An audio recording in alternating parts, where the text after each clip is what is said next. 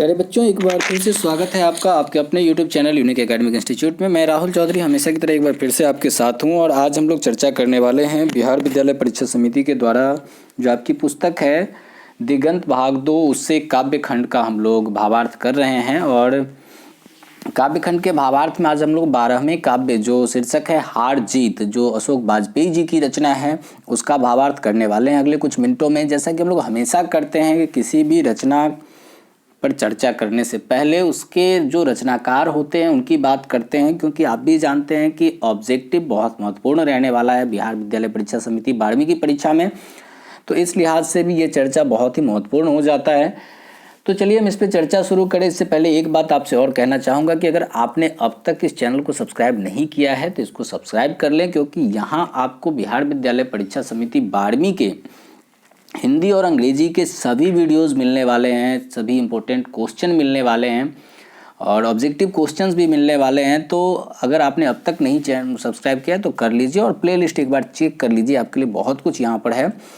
चलिए हम शुरू करते हैं आज की रचना जो रचित है अशोक वाजपेयी जी के हार जीत।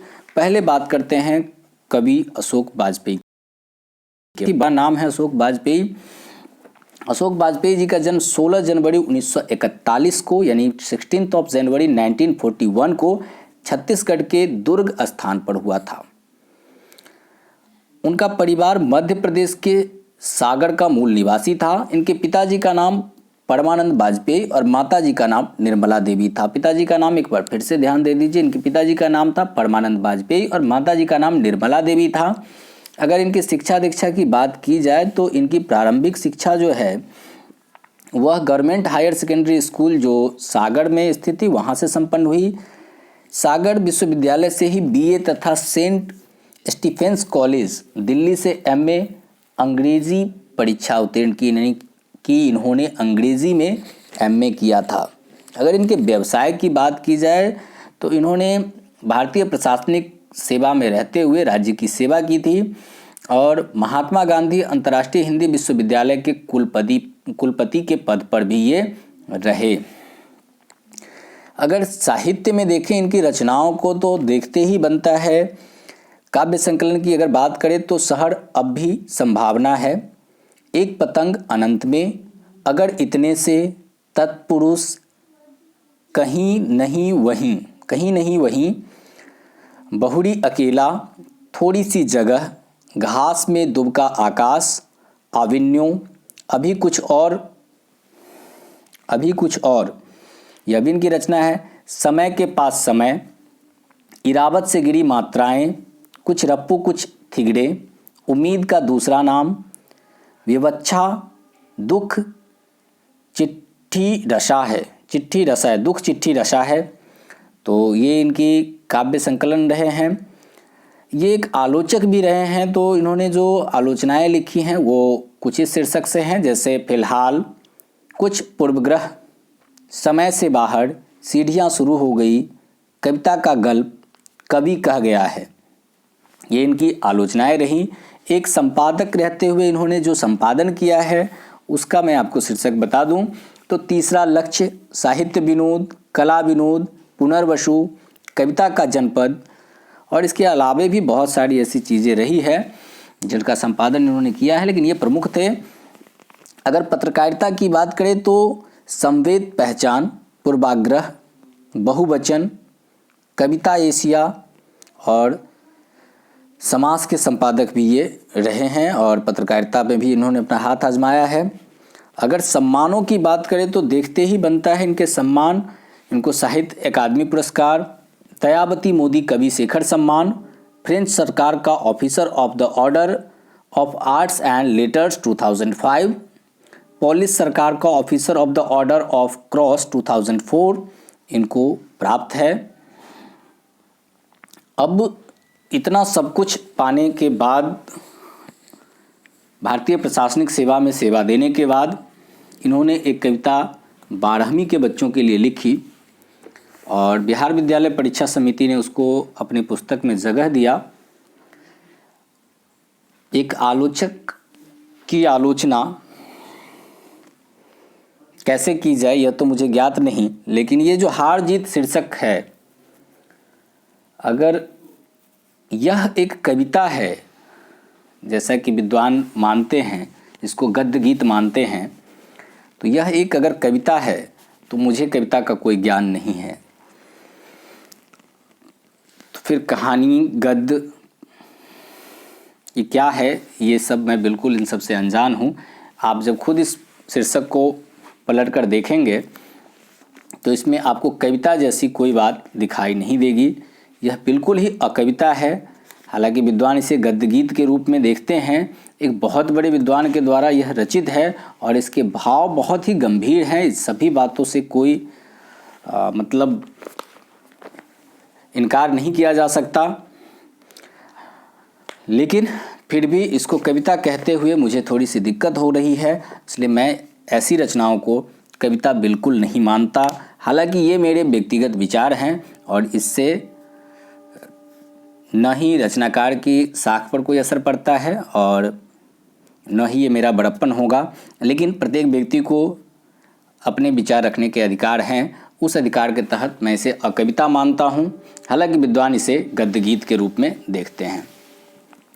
चलिए थोड़ी सी और बात कर ली जाए तो बहुत सारे विद्वानों का मानना है कि जो शीर्षक आपने अधिनायक पढ़ा है, अभी अभी रघुवीर सहाय की रचना अधिनायक, तो इनकी यह जो रचना है हार जीत, वह रघुवीर सहाय जी की रचना अधिनायक से मिलती जुलती है।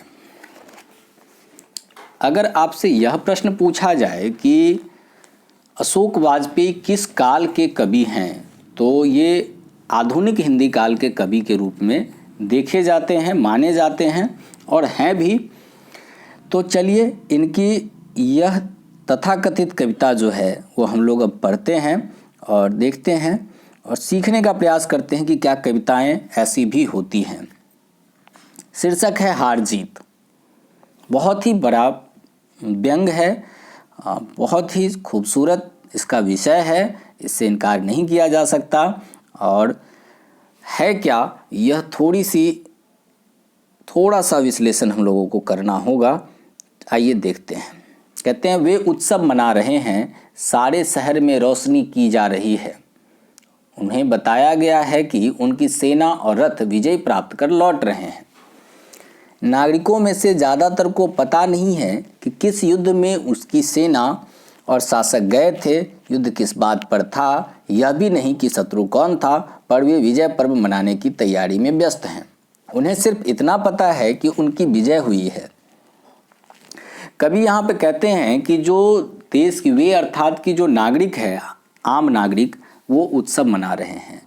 शहर में जगह जगह रोशनी की जा रही है, दिवाली की तैयारी की जा रही है। उन्हें ऐसी सूचना मिली है कि उनकी सेना जो है वह युद्ध जीतकर लौट रही है। लेकिन सत्य यह है कि ज़्यादातर लोगों को ये नहीं पता है कि युद्ध कैसा था, किस लिए था, किस युद्ध में उनके सेना और शासक गए थे जो विजय होकर लौटे हैं। वह युद्ध किसके हित में था, उससे किसका भला होने वाला था। ये सब बातों से आम नागरिक को, जो नागरिक हैं, जो उत्सव मनाने की तैयारी कर रहे हैं, उनका कोई संबंध नहीं है। यह भी नहीं कि शत्रु कौन था, उन्हें यह भी ज्ञात नहीं है कि किस शत्रु के खिलाफ युद्ध लड़ा जा रहा था। तो स्थिति वास्तव में ऐसी ही होती है कि हम सिर्फ और सिर्फ उनके हाथों की कठपुतली होते हैं। वो हमें जैसा कहते हैं हम मानते हैं, सुनते हैं और उनके पीछे पीछे भागने लगते हैं। तो जब भी परिस्थितियाँ चाहे युद्ध की हो, आंदोलन की हो, हमारा इस बात से कोई तात्पर्य नहीं होता है कि यह युद्ध का विषय क्या है, आंदोलन का विषय क्या है। हमें सड़कों पर उतार दिया जाता है, कभी उत्सव मनाने के लिए, कभी लड़ने के लिए। अमूमन जिस सैनिक के रूप में हम काम कर रहे होते हैं, वहाँ भी हमें यह ज्ञात नहीं होता है कि हम युद्ध जिससे लड़ रहे हैं वो हमारे शत्रु हैं तो क्यों हैं। हम सिर्फ अपने कर्म पर लगे होते हैं, जो हमें जैसा बताया जाता है उतना ही। तो वही कवि कहते हैं कि पर वे विजय पर्व मनाने की तैयारी में है। न कुछ जानते हुए भी आम आदमी जो है, आम जनता जो है, आम नागरिक जो है, विजय पर्व मनाने में व्यस्त है। उन्हें सिर्फ इतना पता है कि उनकी विजय हुई है। उनकी से आशय क्या है, यह भी स्पष्ट नहीं है। अब उनको यह भी नहीं पता है कि आखिर उनकी विजय मतलब किसकी विजय हुई है, विजय का लाभ किसको मिला है, प्रजा को या राजा को।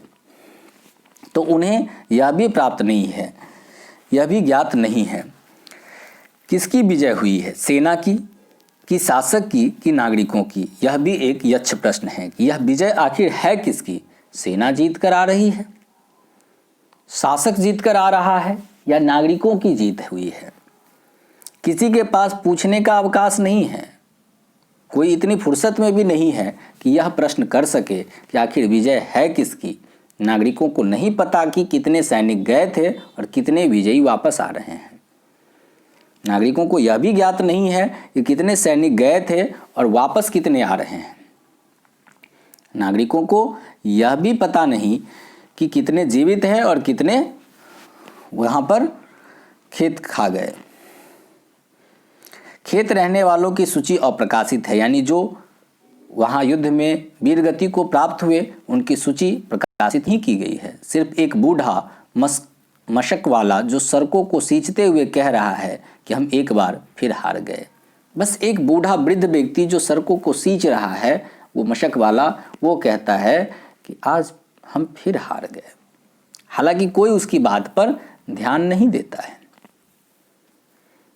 वो कहता है कि गाजे बाजे के साथ जीत नहीं, हार लौट रही है। जो गाजे बाजे बज रहे हैं वो जीत के जश्न का नहीं, हार के मातम की ध्वनि है। उस पर कोई ध्यान नहीं देता है। और अच्छा यह है कि उस पर सड़कें सींचने भर की जिम्मेदारी है, सच को दर्ज करने या बोलने की नहीं। अब उस पर कोई ध्यान नहीं देता है, कोई उसकी बातों को गौर से सुनता नहीं है। और अच्छी बात तो यह है, उस पर ध्यान दे भी क्यों लोग। उसकी जिम्मेदारी तो सड़कों को सींचने की है, उसकी जिम्मेदारी यह सच दर्ज कराने की नहीं है। जिन पर है वह सेना के साथ जीत कर लौट रहे हैं, और जिन पर यह जिम्मेदारी है कि वह यह तय करे कि उनकी जीत कैसे हुई जिसके परिवार ने अपने बेटे को खो दिया, वह यह तय करे, तो वो तो जीत के जश्न में लौटे हुए हैं, वो तो अपनी सेना के साथ जीत कर लौट रहे हैं। तो यह दर्ज कौन कराएगा कि यह जीत किसकी है। हालांकि यह काव्य खंड में है, तो हमने आपको इसी काव्य खंड में रचना करने का, इसको भावार्थ करने का प्रयास किया है। भावपूर्ण है, इनकार नहीं किया जा सकता। विषय गंभीर है, इनकार नहीं किया जा सकता। राजनीतिक व्यंग है, इनकार नहीं किया जा सकता। लेकिन कविता है, मेरे लिए स्वीकार करना भी बड़ा मुश्किल है।